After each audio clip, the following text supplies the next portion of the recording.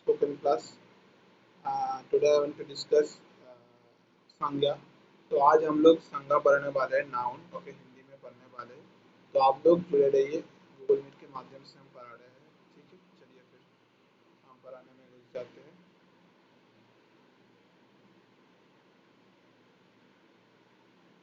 थोड़ा वेट करना पड़ेगा क्योंकि वेट करना तो हमारा नया रूटीन बन चुका है वैसे।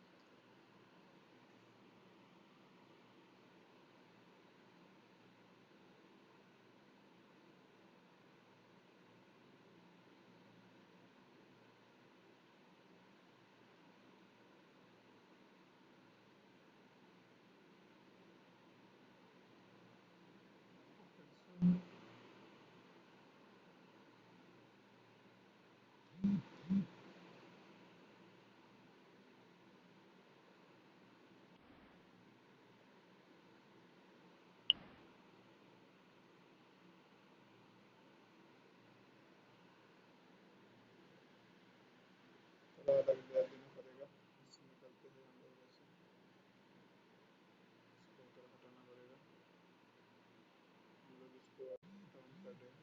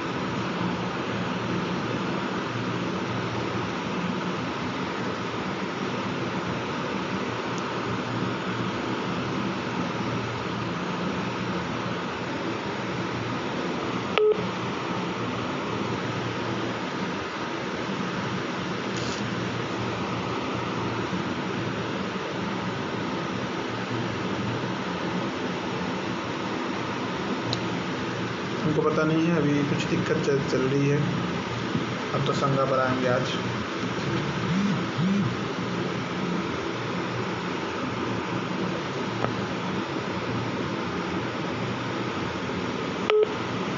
कुछ ही देर में शुरू होने वाला है वैसे।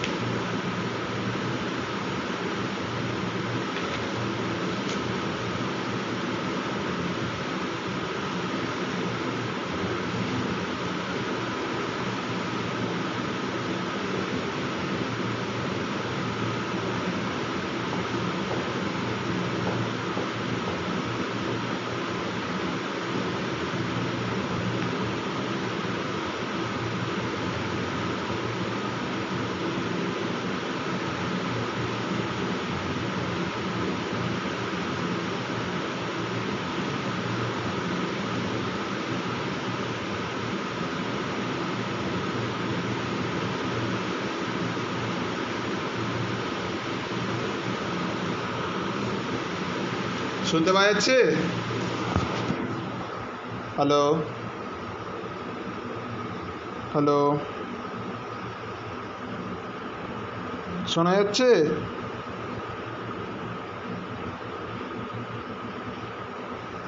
হ্যালো, শোনা যাচ্ছে? Hello hello. আচ্ছা, আজকে আমরা পড়ব संज्ञा, ठीक है, नाउन। तो इसमें क्या होगा, तो नाउन हम लोगों को मालूम है कि हिंदी में हम इसको बोलते हैं संज्ञा, ठीक है। तो जब शुरुआत होता है किसी भी पुस्तक का, तब उस पुस्तक में समझाने के लिए, बात को अच्छी तरह से बोलने के लिए बोला जाता है कि बच्चों, संसार के हर प्राणी, वस्तु, स्थान तथा भाव का कोई ना कोई अवश्य होता है, नाम अवश्य होता है। माने ছোটো বাচ্চারা একটা জিনিস মাথায় রাখো, এই জগৎ সংসারে প্রাণী, বস্তু, স্থান এবং ভাবের সকলই কিছুরই কোনো না কোনো নাম আছে, অবশ্যই আছে।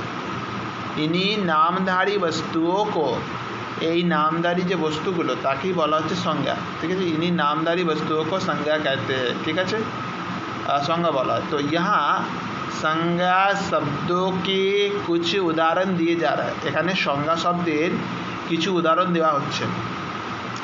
तो देखो, हम जो 23 पेज पढ़ रहे हैं उसमें हम बोल रहे हैं कि प्राणियों के नाम, मैंने प्राणीदेर কিছু नाम ही बोलছি। जैसे कि रश्मि गीत गा रही है, तो रश्मि गीत गा रही है तो रश्मि, तो रश्मि जो है वो प्राणियों, तो प्राणी का नाम है, तो रश्मियाँ गीत, रश्मि गीत गा रही तो रश्मि हो रहा है। लड़का मैच देख रहा है तो लड़का है लड़का। अब शेर हिरन का पीछा कर रहा है, तो शेर हिरन का पीछा कर रहा है तो शेर हिरन का, तो शेर हिरन होगा, तो शेर हिरन हो गया, ठीक है। तो ये हो गया संज्ञा होगा, तो यह प्राणियों का नाम हो गया। अब स्थानों का नाम, अगर स्थानों का नाम के बारे में हम बोले तो उस दौरान हम बोल सकते हैं कि जैसे कि लाल किला दिल्ली में स्थित है, तो लाल किला दिल्ली में स्थित है तो दिल्ली, ठीक है, वो अच्छी तरह से समझना है हमको। अब नैनीताल, नैनीताल में बर्फ़ गिर रही है, तो नैनीताल में बर्फ़ गिर रही है, इसका मतलब क्या है, नैनीताल में बर्फ़, तो नैनीताल जो है उसका वो भी एक नाम है, संज्ञा है, तो नैनीताल बोल सकते हैं हम। और बोल सकते हैं कि आगरा, आगरा का ताजमहल बहुत सुंदर है, तो आगरा, ठीक है, तो आगरा हम बता देंगे, तो आगरा हुआ, ठीक है। तो इसको हमको बोलना है। तो ये है स्थानों का नाम। तो यह हो गया 23 पेज। अब 24 पेज की तरफ हम जाते हैं। 24 पेज में हम बोलेंगे आपको वस्तुओं के नाम, माने वस्तु। रवि बर्गर खा रही है, तो बर्गर, तो बर्गर है। हाँ, स्नेहा का आइसक्रीम बहुत पसंद है, तो स्नेहा को आइसक्रीम बहुत पसंद है, दैट मीन्स हम उनको बोल सकते हैं कि आइसक्रीम, ठीक है, ये वस्तु है। अब लड़की कलम से पत्र लिख रही है, अरे यार, तो समझ कुछ दिक्कत हो रहा है, शायद दिक्कत होने की वजह से हमारा जो छात्री है तो निकल चुकी है। तो क्या दिक्कतें हैं हम थोड़ा पूछ लेते हैं। वैसे एनी प्रॉब्लम, आई थिंक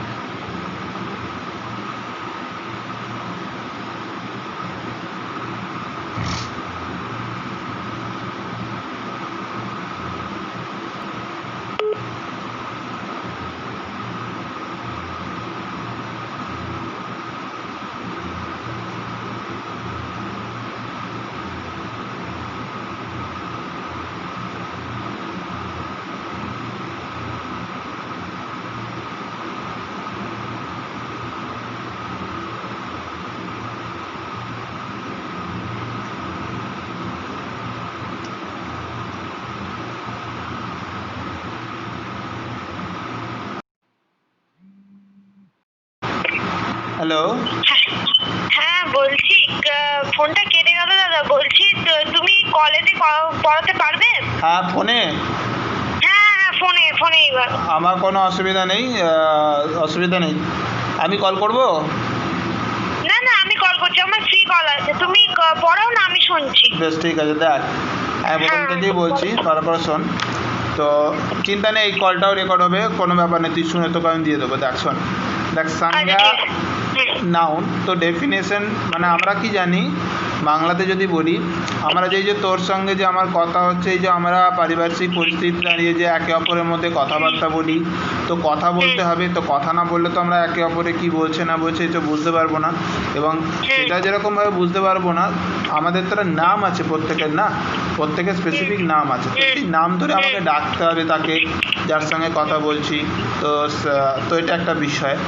তো এবার এখানে যেটা বলছে, बच्चों संसार के हर प्राणी वस्तु स्थान तथा भाव का कोई ना कोई नाम अवश्य होता है। এর মানে হচ্ছে ছোটো বাচ্চারা তোমরা মন দিয়ে শোনো এবং এটা বোঝার চেষ্টা করো, সংসারে এই জগৎ সংসারে যাবতীয় প্রাণী বস্তু স্থান এবং ভাবে কোনো না কোনো নাম আছে।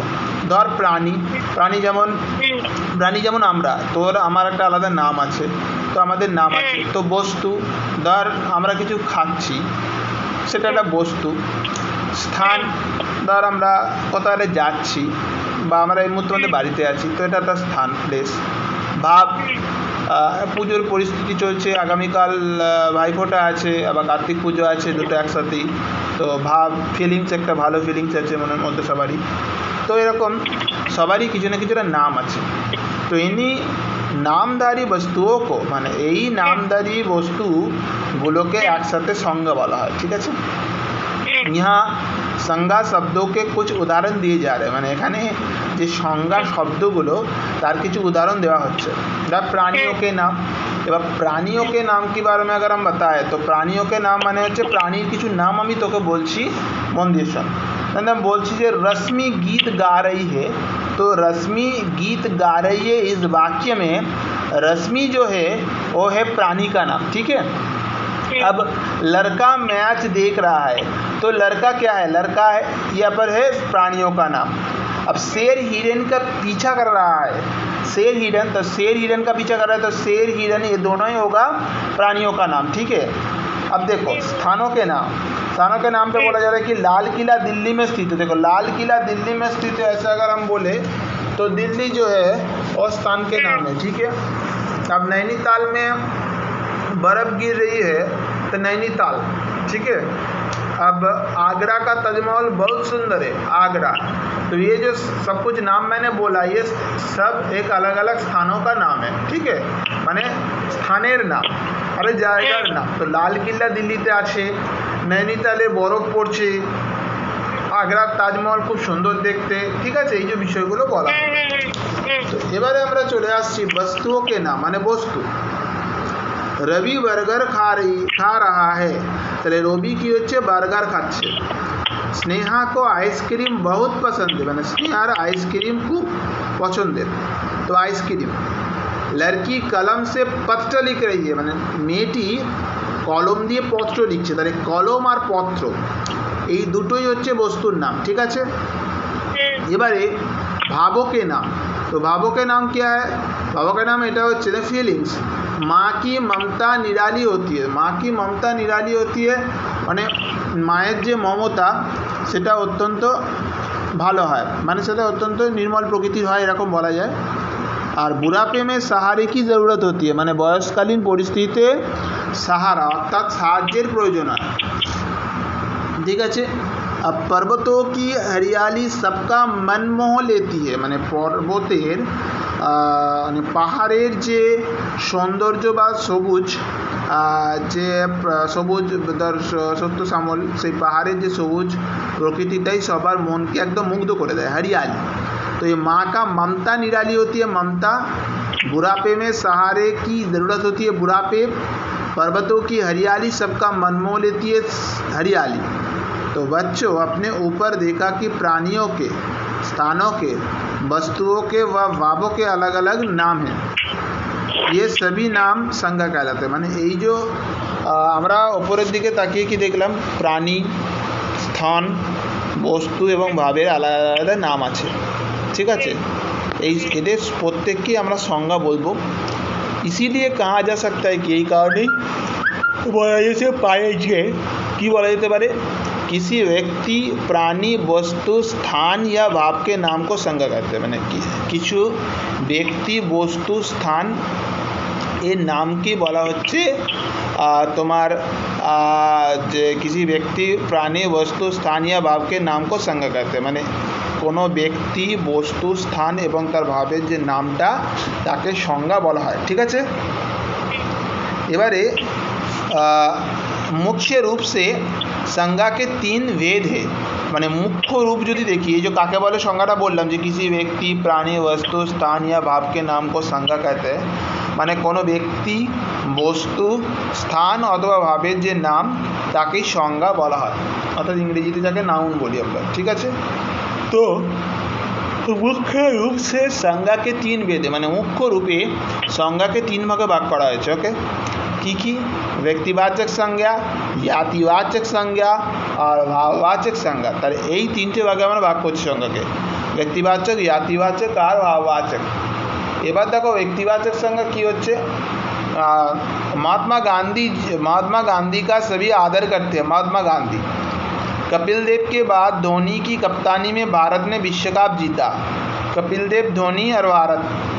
गंगा हिमालय से निकलती है, गंगा हिमालय। ठीक है, तो ऊपर दिए गए वाक्य में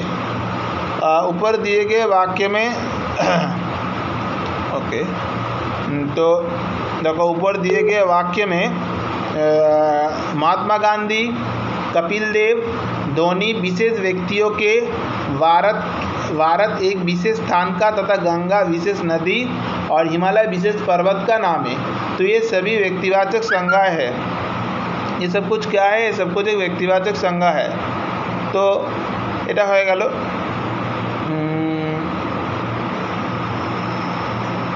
এবারে আমরা যেটা দেখব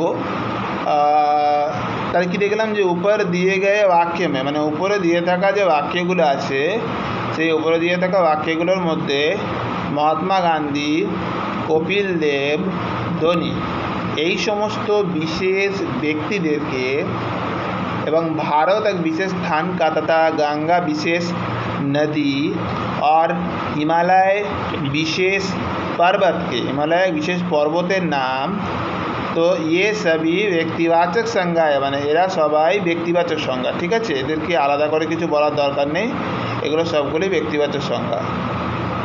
ঠিক আছে, এগুলো এর বাইরে আর কিছুই নয়। তো তাহলে এর থেকে কী বোঝা যাচ্ছে, जिन शब्दों से किसी विशेष व्यक्ति, स्थान या वस्तु के नाम का पता चले वो व्यक्तिवाचक संज्ञा कहलाते हैं। जिन शब्दों से किसी विशेष व्यक्ति, স্থান या वस्तु का नाम का पता चले, মানে যেই শব্দের দ্বারা কোনো বিশেষ ব্যক্তি, স্থান কিংবা বস্তুর নামের সম্বন্ধে জানা যায় তাকে ব্যক্তিবাচক সংজ্ঞা বলা है। तो जिस शब्दों से किसी विशेष व्यक्ति, स्थान या वस्तु के नाम का पता चले वो व्यक्तिवाचक संज्ञा कहलाते हैं। बस हो गया। उसके बाद अगर हम पूछे कि जातिवाचक संज्ञा किसे कहते हैं, तो हम बोल सकते हैं कि जातिवाचक संज्ञा का अगर जैसे कि हम व्यक्तिवाचक संज्ञा में क्या बोले कि जिन शब्दों से किसी विशेष व्यक्ति, स्थान या वस्तु का, মানে যেই শব্দের দ্বারা কোনো বিশেষ ব্যক্তি, স্থান এবং বস্তুর নাম বোঝায় তাকে ব্যক্তিবাচক সংজ্ঞা বলা হচ্ছে। হলো। এবার জাতিবাচক সংজ্ঞা বলতে গিয়ে আমাদের কিছু উদাহরণ আগে দেখে নিতে হবে। বলছে কুত্তা ভौंक रहा है, कुत्ता। अध्यापिका पढ़ा रही है, अध्यापिका। चिड़िया उड़ रही है, चिड़िया। তো এই সমস্ত বাক্য যেরকম গঠন করতে হবে, সেই বাক্য গঠনের সাথে সাথে এইটাও জানতে হবে যে ওটা কোন সংজ্ঞার মধ্যে পড়ছে। এর আগে যেরকম যেগুলো বললাম সেগুলো সব ব্যক্তিবাচক সংজ্ঞা গেল। এখন যেগুলো উদাহরণগুলো দিলাম যে কুত্তা भौंक रहा है, कुत्ता। अध्यापिका पढ़ा रही है, अध्यापिका। चिड़िया उड़ रही है, चिड़िया। এগুলো সব হচ্ছে জাতিবাচক সংজ্ঞা। बोली इन वाक्य में कुत्ता, अध्यापिका और चिड़िया किसी विशिष्ट व्यक्ति या वस्तु की ओर संकेत ना कर एक जाति की ओर संकेत कर रहे हैं, अतः ये सभी জাতিবাচক সংজ্ঞা है। তাহলে কি হলো, এই সমস্ত বাক্যগুলো দিয়ে কুত্তা, অধ্যাপিকা এবং চিড়িয়া এই সমস্ত এখানে বিশিষ্ট ব্যক্তি, বস্তু এবং তাদের যে সংকেত আর একটা জাতি বা অন্য জাতির যে সংকেত করছে, অতঃ ইয়ে সবই জাতিবাচক, তাহলে এইগুলো দিয়েই এদেরকে জাতিবাচক সংজ্ঞা বলা হয়। ওখানে যাতে ওটা দেখিস, তো এরা জাতিবাচক সংজ্ঞা বলা হয়। তো এবার সেক্ষেত্রে জাতিবাচক সংজ্ঞा বলা है इस प्रकार कहा जा सकता है कि মানে এর থেকে इस प्रकार कहा जा सकता है कि এর থেকে এখানে বলা যেতে পারে কি যে ऐसे शब्द जो किसी वस्तु प्राणी या स्थान का संपूर्ण जाति का बोध कराते हैं उसे জাতিবাচক সংজ্ঞা कहते हैं। মানে হচ্ছে যে ব্যক্তির সঙ্গে আপনি কথা বলছেন তিনি আপনার কলটি হোল্ডে রেখেছেন, অনুগ্রহ করে লাইনে থাকুন।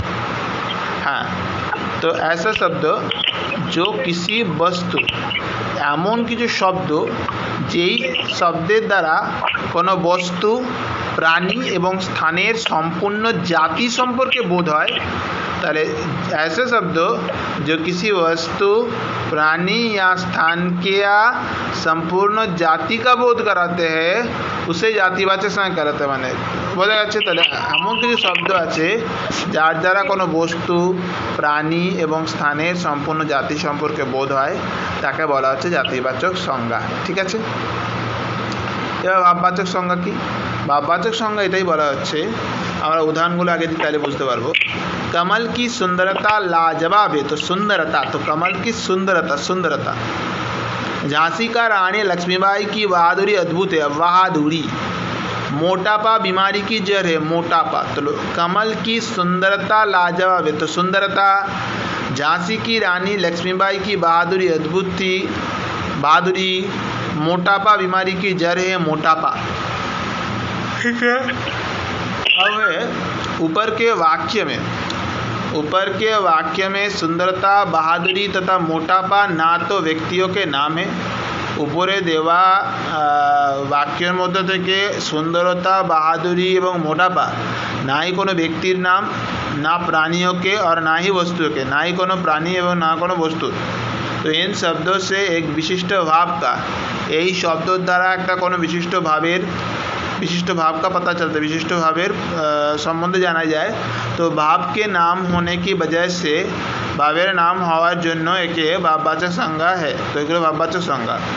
अतः अनंतर বলা যেতে পারে, अतः कहा जा सकता है कि মানে अनंतर বলা যেতে পারে যে वह संज्ञा शब्द जिनसे प्राणी या वस्तु के गुण, दोष, अवस्था, दशा आदि का ज्ञान होता है उसे भाववाचक संज्ञा कहते हैं। যেই সংজ্ঞা শব্দ দ্বারা প্রাণী বস্তুর গুণ, দোষ, অবস্থা, দশা आदि সম্পর্কে জ্ঞান होता है, যেই शब्द द्वारा जिन, वह संज्ञा शब्द जिनसे प्राणी या वस्तु के गुण, दोष, अवस्था, दशा आदि का ज्ञान होता है उसे भाववाचक संज्ञा। যেই সংজ্ঞা শব্দ যার দ্বারা প্রাণী বস্তু তার গুণ, দোষ, অবস্থা, দশা আদি সম্পর্কে জ্ঞান হয় তাকেই ভাববাচক সংজ্ঞা বলা হয়, তাকে ভাববাচক সংজ্ঞা বলা হয়। এবার कुछ विद्वान उपयुक्त भेदों के अतिरिक्त संज्ञा के दो भेद में मानते, মানে কিছু বিদ্বান ব্যক্তি উপযুক্ত ভেদের অতিরিক্ত সংজ্ঞাকে দুটো ভাগে ভাগ করেছেন, যেরকমভাবে ধরো এক দ্রব্যবাচক সংজ্ঞা, दूसरा समूह अद्रव्यवाचक संज्ञा। তাহলে এদিকে কিছু বিদ্বান उपयुक्त भेदों को अतिरिक्त संज्ञा के दो भेद और मानते हैं, ऐसे द्रव्यवाचक संज्ञा, दूसरे द्रव्यवाचक संज्ञा समूह या समुदायवाचक शब्द, समुदायवाचक शब्द समुदायवाचक संज्ञा। तो এইভাবে ব্যাপারটা বলা যেতে পারে, যেই সংজ্ঞা শব্দের দ্বারা প্রাণী বা বস্তুর গুণ, দোষ, অবস্থা, দশা আদি এই সম্বন্ধে জ্ঞান হয় তাকে ভাববাচক সংজ্ঞা বলে। कुछ विद्वान उपयुक्त भेदों को अतिरिक्त संज्ञा के, মানে কিছু বিদ্বান ব্যক্তি আছে যারা অতিরিক্ত সংজ্ঞাকে দুটো ভেদ বলে মেনেছেন, মানে কিছু বিদ্বান আছেন যারা উপযুক্ত ভেদগুলোর অতিরিক্ত সংজ্ঞাকে দুটো ভেদ ভাগে ভাগ করেছেন, সেগুলো মানতে হয়। তো এটা বোঝা যায় কীরকমভাবে, তো কিছু বিদ্বান আছে যেই বিদ্বান যারা মনে করে, তো এবং তাদের নেতে করেছে। तो कुछ विद्वान उपयुक्त वेदों को कुछ विद्वान ने क्या बोल रहा है कि कुछ विद्वान जो है तो कुछ विद्वान उपयुक्त वेदों के अतिरिक्त संज्ञा के माने कुछ विद्वान उपयुक्त वेदेर अतिरिक्त संज्ञा के दुटो भेदे भाग करेছে এবং তারা সেটা মান कि ना एक द्रव्यवाचक संज्ञा दूसरा है समूह या समुदायवाचक संज्ञा। तो अगर हम बोला जाए कि द्रव्यवाचक संज्ञा क्या है, तो द्रव्यवाचक संज्ञा में हम बोल सकते हैं कि जिस संज्ञा शब्द से किसी धातु या द्रव्य पदार्थ का बोध है মানে যেই সংজ্ঞা শব্দের দ্বারা কোনো ধাতু বা দ্রব্য পদার্থ সম্পর্কে ধারণা হয় उसे द्रव्यवाचक संज्ञा कहते हैं। जिस संज्ञा शब्द से যেই সংজ্ঞা শব্দের সাহায্যে ধাতু বা দ্রব্য পদার্থ সম্বন্ধে বোধ হয় তাকেই द्रव्यवाचक संज्ञा বলা হয়।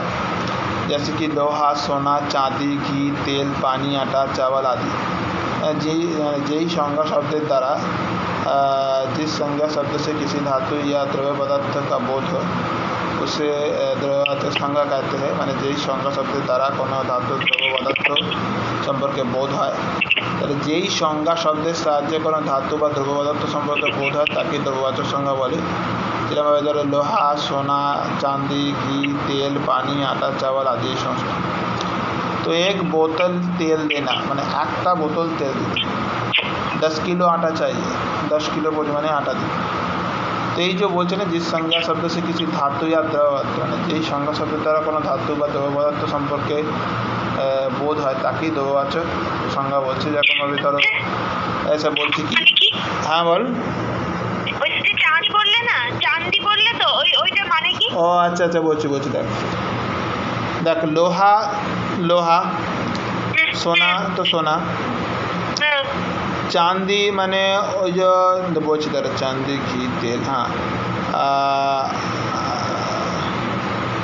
ও মেয়েরা কপালে যেটা তোদের যে টিকলি টাইপের যেটা পরিস দেখেছিস কি?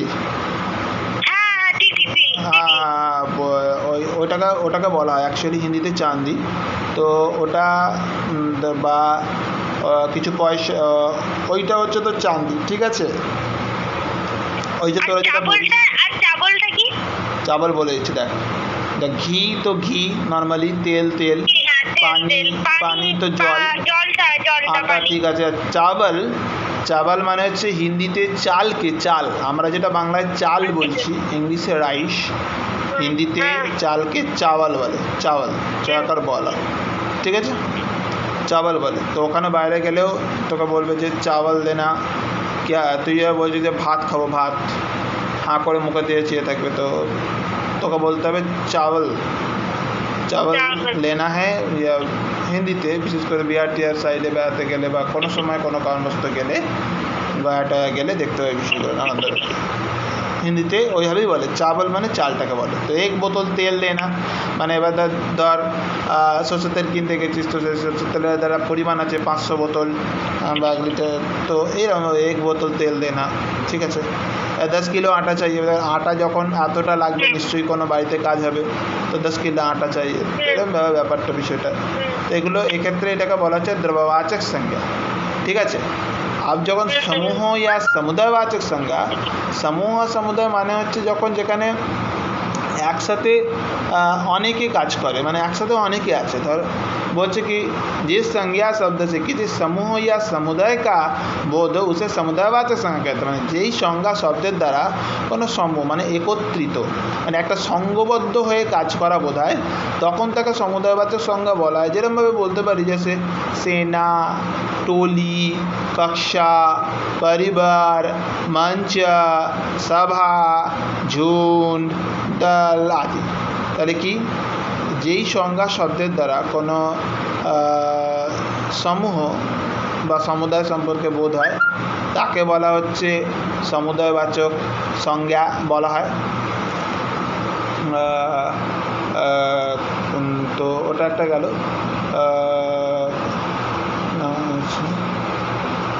তো সেক্ষেত্রে এবার বলি এর যদি উদাহরণ বলি সেটা হচ্ছে जैसे सेना, टोली, सेना टोली, सेना सेना सेना কি হয়, সেনা কি কখনো একসঙ্গে আলাদা আলাদা থাকে? সেনা ন্যাচারালি সবসময় একসাথেই থাকে। टोली टोली মানে হচ্ছে যেরকমভাবে বলে না এই যখন বিয়ে হচ্ছে, বিয়েতে বারাত কি টলি, বারাত কি টলি মানে বিয়ে যখন হয় তখন নিশ্চয়ই একসাথে, মানে যখন মেয়ের লোকেরা বাড়ির লোক যখন ছেলেদের বাড়িতে আসছে, তো স্বাভাবিকভাবে একা তো আসে না, মেয়েকে পাঠিয়ে দেয় না, তো স্বাভাবিকভাবে মেয়ের বাড়িতে যখন ছেলের লোকেরা আসছে তখন একসাথে অনেকেই আছে বাড়ির, তো টলি, বারাত কি টলি এরকম বলা যায়। তো টলি মানে একসাথে অনেকে যখন আসছে সেই ব্যাপারটাকে বলে। কক্ষা মানে যে ধর কোনো ক্লাসে তুই পড়ছিস সেইটাকে বলা হয়, ক্লাসরুমটাকে কক্ষা। পরিবার তো ফ্যামিলি, ওকে। মঞ্চ স্টেজকে বলে। সভা মানে যে কোনো সভা ধর হচ্ছে, ওকে। মঞ্চটাকে ধর স্টেজ, ওকে। মঞ্চ স্টেজ বুঝতে পারছিস? হ্যালো, হ্যাঁ স্টেজ, যে স্টেজে ধর পারফরমেন্স করছিস সেই আর স্টেজ, হ্যাঁ ওই মঞ্চ, ঠিক আছে। আর সভা মানে ধর, সভা মানে যে কোনো আলোচনা সভা হচ্ছে, তো সেক্ষেত্রে ওই সভাকে আমরা সভা বলতে পারি। আর এই ঝুন্ড মানে হচ্ছে একসাথে যখন কোনো অনেকে থাকে সেটাকে ঝুন্ড বলি, একসাথে অনেকে থাকাটাকে ঝুন্ড বলে। আবার দল মানে তো বুঝতেই পারছিস, দল বেঁধে মানে থাকা, দল বেঁধে ধর রয়েছে ছেলেরা, ধর দল বেঁধে আড্ডা দিচ্ছে এরকম ব্যাপার, তো দল আদি। তো इस तरीके का शब्द हम इसका प्रयोग करते हैं। উদাহরণ, ঝুনটা কি বললে একবার বলো। ঝুন্ডটা হচ্ছে একসাথে যখন অনেকে থাকে, একসাথে যখন অনেকে থাকে। দল বেঁধে যেরকমভাবে ওটা এক প্রকার বলতে পারিস, দল বেঁধে যেমন কথাটা হচ্ছে কি, দল বেঁধে মানে কি হচ্ছে, দল বেঁধে সবাই মিলে আছে, তো দল বেঁধে ছেলেরা তারা আড্ডা দিচ্ছে, তো ছেলেরা আড্ডা দিচ্ছে দল বেঁধে, তো স্বাভাবিকভাবে দল বেঁধে তারা আড্ডা দিচ্ছে, তো দল হয়ে গেল। তো ঝুন্ড মানেও তাই একসাথে। তাকে আমি বাক্য বলছি তাহলে বুঝতে পারবি। ভারতীয় সেনা কার্গিল কি ওর বাড়ি, তো ভারতীয় সেনার যে সমুদায়, মানে ভারতীয় সেনা একসাথে সকলে মিলে কার্গিলের দিকে পালিয়ে দিল। ভারতীয় সেনা কার্গিল কি ওর বাড়ি হয়ে গেল। ইয়ে দেখো হাতিও কা ঝুন্ড, মানে এই দেখো হাতির দল, ঠিক আছে। তো হাতিও কা ঝুন্ড মানে হাতিরা একসাথে সব বেরিয়েছে, ঠিক আছে। तो भाववाचक संज्ञा की रचना तो हो ही गल, भाववाचक संज्ञा तो बोल ही दिला। तो भाववाचक संज्ञा शब्दों के अंत में कुछ शब्दांश जैसा ता, तयवय, पण, ई, आपा, आपी जोड़कर बनाए जाते हैं।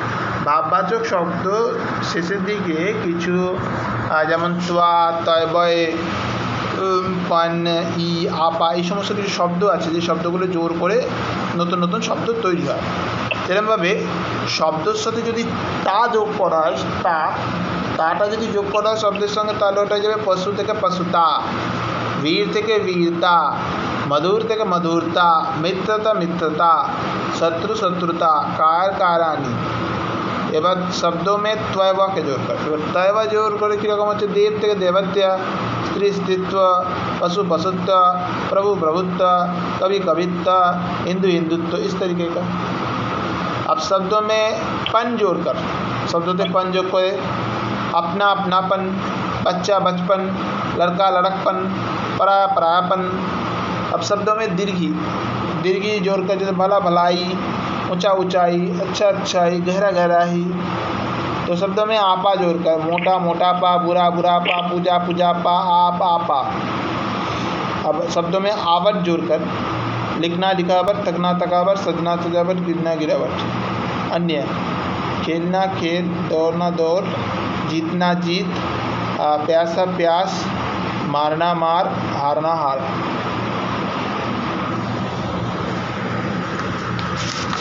এরপর এগুলো গেল, এগুলো হচ্ছে কিছু মানে অ্যাকচুয়ালি এটা হচ্ছে তোর সংজ্ঞার কিছু পরিবর্তন, সংজ্ঞার কিছু পরিবর্তন হয়। সেই সংজ্ঞার পরিবর্তনগুলোকে এইভাবে করা হয়, যেটা বললাম যে শব্দের সাথে যদি তা আকারে তা জুড়ে দেওয়া হয় তাহলে কীরকম হচ্ছে, তা জুড়ে দিলে পশুটা পশুতা বলবে, বীরটা বীরতা, মধুরটা মধুরতা, মিত্র মিত্রতা, শত্রু শত্রুতা, তো কার কারতা, এরমভাবে বলা যাবে। তো এবার যদি শব্দের সাথে তয়বা যোগ করে দেওয়া হয়, তয়বা, তাহলে হবে দেব দেবত্বা, স্ত্রী স্ত্রীত্ব, পশু পশুত্ব, প্রভু প্রভুত্ব, কবি কবিত্ব, হিন্দু হিন্দুত্ব, এরকম। এবার শব্দের সাথে যদি পন যোগ করা হয়, পন পানাপন, তাহলে হবে अपना अपनापन, बच्चा बचपन, लड़का लड़कपन, पराया परायापन, ঠিক আছে, শব্দের সাথে যদি দীর্ঘিকার জোর হয় তাহলে ভালা ভালাই, উঁচা উঁচাই, আচ্ছা আচ্ছাই, গেরা গেরাই, এরকম হলো। আর শব্দ মে আপা জোর করে, যদি শব্দের সাথে যদি আপা জুড়ে দেওয়া হয় তাহলে মোটা, যেরকম মোটা পা, বুড়া বুড়া পা, পূজা পূজা পা, আপ আপা, মানে এরকম হবে। এবার শব্দের সঙ্গে যদি আবাট জুড়ে দেওয়া, আবাট, तो दिखना लिखावट, थकना थकावट, सजाना सजावट, गिरना गिरावट, तो इस तरीके का हो जाएगा। এবার এমন অন্য দিয়ে, যেমন ধরুন খেল খেলনা, দৌড় দৌড়না, জিত জিতনা, প্যাসা প্যাস, মারনা মার, হারনা হার, এইভাবে বিষয়টাকে বলা যাবে। 27 পেজ কমপ্লিট হলো। 28 পেজে আমরা যে সংজ্ঞাগুলো বললাম সেই সংজ্ঞাগুলোকে আরেকবার বলে দেওয়া। किसी व्यक्ति वस्तु स्थान या भाव के नाम को संज्ञा कहते हैं, মানে কোনো ব্যক্তি বস্তু স্থান এবং ভাবের যে নাম তাকে সংজ্ঞা বলা হয়। ঠিক আছে, संज्ञा के 3 भेद है, संज्ञा के 3 भागे भाग करा है, व्यक्तिवाचक, जातिवाचक, भाववाचक।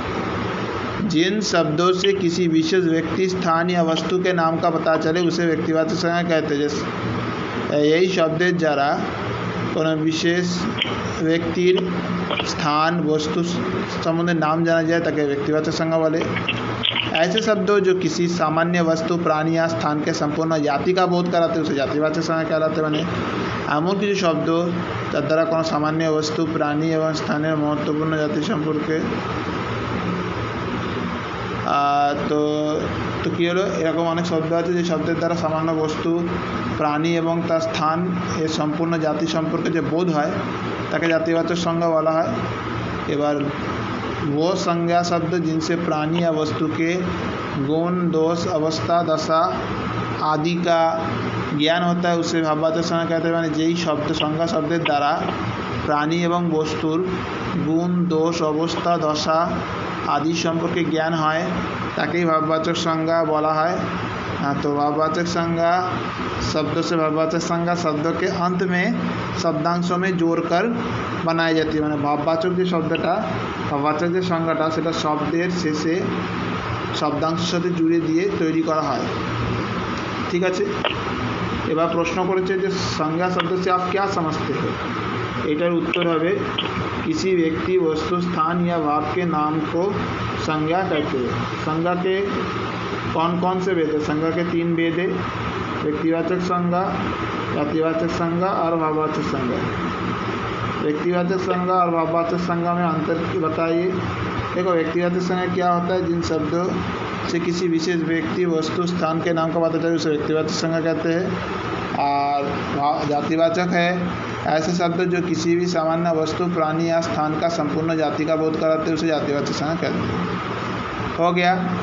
अब आपकी कलम से लिखित जिसमें बोला जा रहा है सही उत्तर वाले विकल्प पर सही का निशान लगाए। इसमें बोला जा रहा है कि संज्ञा कहते हैं, ऑप्शन है किसी प्राणी, वस्तु, स्थानीय भाव के नाम, दूसरे पे है विशेषता बताने वाले शब्दों को, तीसरे पर है 3 अक्षर से बने शब्दों को, चौथे पर है इनमें से कोई भी नहीं। तो इसका उत्तर होगा नंबर 1, किसी प्राणी, वस्तु, स्थानीय भाव के नाम को।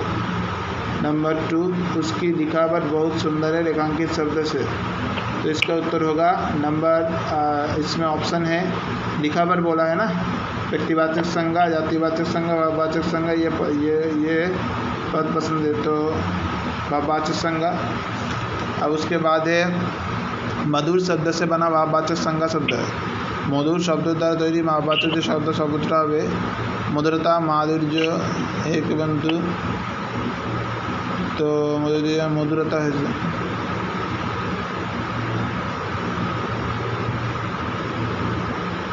তো সেক্ষেত্রে বোঝা গেল যে ওটা গেল কি মধুরতা হবে। এবার প্রশ্ন করেছে যে জাতিবাচক সংজ্ঞা কিসে कहते उदाहरण सहित लिखिए। तो वेरी इजी, এরকম কোনো চাপের ব্যাপার নেই।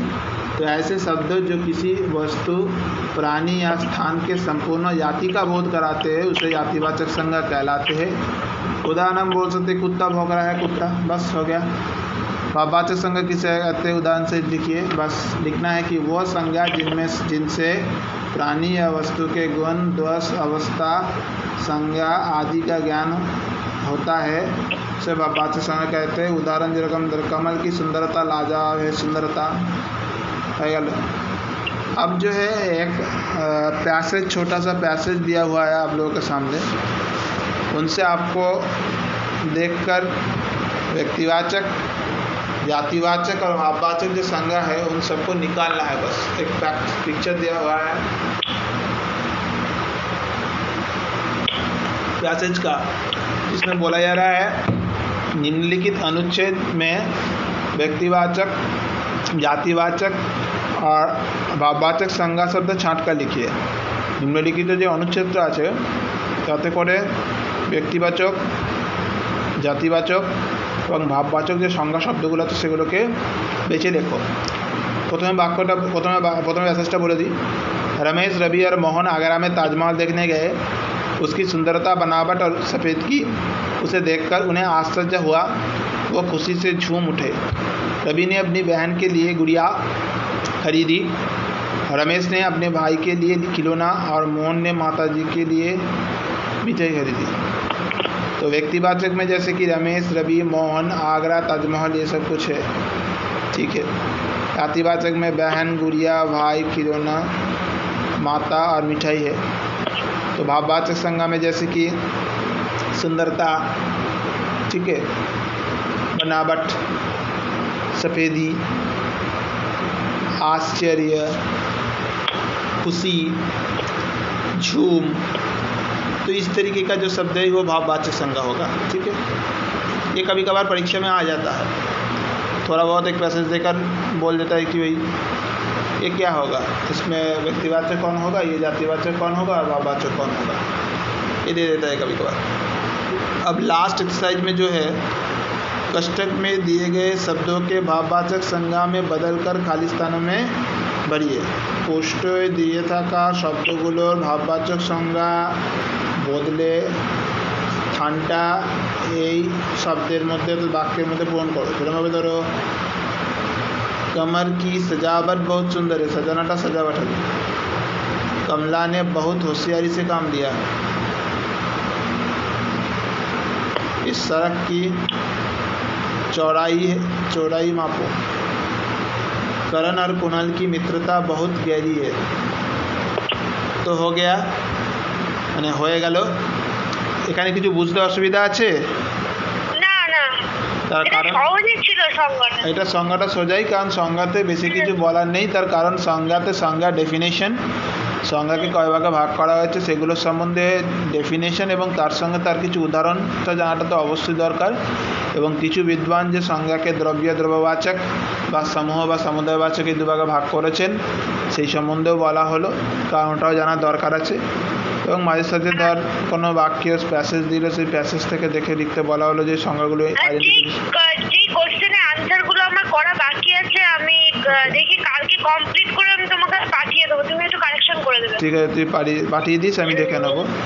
কারণ এখানে এই উত্তরগুলো তুই ম্যাক্সিমাম যেগুলো করতে চাইছিস সেগুলোর উত্তর তোর যে প্যাসেজ যেগুলো দিচ্ছি আমি পাঠিয়ে দিচ্ছি ওগুলোর মধ্যেই রয়েছে, ওগুলো দেখেই করতে পারবি, কোনো অসুবিধা নেই। যখন করবি দেখে করবি, খালি চেকিংটা বড় কথা। তুই লিখে নে, তোর যখন হয়ে যাবে আমাকে পাঠিয়ে দিবি। তুমি যে নোটগুলো পাঠিয়েছো আমি সব লিখে নিয়েছি। ও আচ্ছা আচ্ছা আচ্ছা আচ্ছা আচ্ছা সব লেখা হয়ে গেছে, শুধু কোশ্চেন আনসারগুলো লিখলেই হয়ে যাবে। হ্যাঁ, কোশ্চেন আনসারগুলো দিলে, হ্যাঁ কোশ্চেন আনসার না পড়তে সমস্যা হয়। হ্যাঁ লিখে নে, কারণ কালকে তার ভাইফোঁটা আছে নাকি? না না, ফোটা তো এবারে নেই। হ্যাঁ, ফোঁটা এবারে নেই, সেটা ঠিকই। তো কোনো অসুবিধা নেই, লিখে নিবি তাহলে, লিখে নিবি। হ্যাঁ, তুই লেখা হয়ে গেলে আমাকে পাঠিয়ে দিবি, তাহলে কোনো অসুবিধা নেই, ঠিক আছে। লিখে নে, লিখে আমাকে পাঠিয়ে দিস, তাহলেই হবে, আমি দেখে নেবো, ঠিক আছে। ঠিক আছে, চল, ঠিক আছে, রেখে দে, হয়ে যাবে, আমি দিয়ে দিচ্ছি সেটা, ঠিক আছে, রাখ। Good night. इसी तरह हम लोगों ने अपना पढ़ाई ख़त्म की। Good night, bye bye, take care, have a nice day.